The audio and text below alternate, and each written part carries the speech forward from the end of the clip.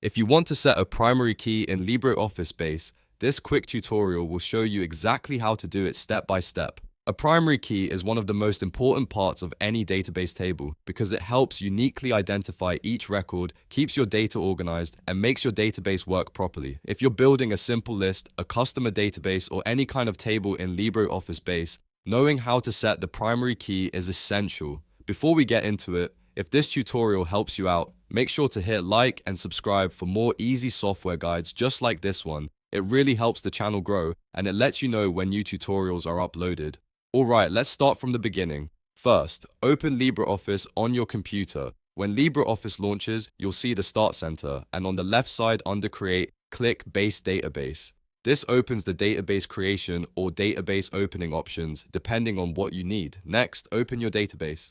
If you already have one created, just load that file. If you are working inside an existing database project, make sure you open the correct database so you can edit the table where you want to set the primary key. Once your database is open, look at the left panel and click Tables. This section shows all the tables inside your database. Tables are where your records are stored, so this is the area you need to work in for setting up a primary key.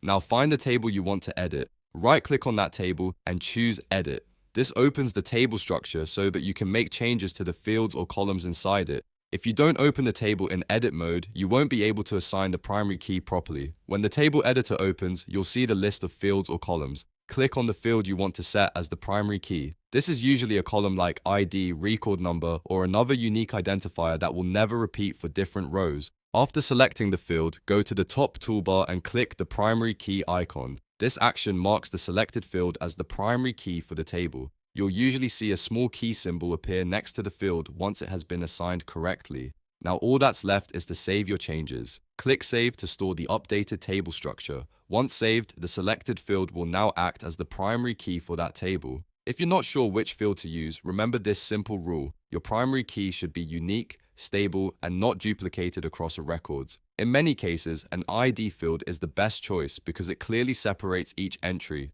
Choosing the right primary key helps prevent errors later and keeps your database reliable. And that's it. You've successfully set a primary key in LibreOffice Base. It's a simple process once you know where to click, and now you can apply it to any table in your database. If this video helped you, don't forget to like the video, subscribe for more tutorials, and leave a comment if you want to see more LibreOffice tips and database lessons. Thanks for watching, and I'll see you in the next one.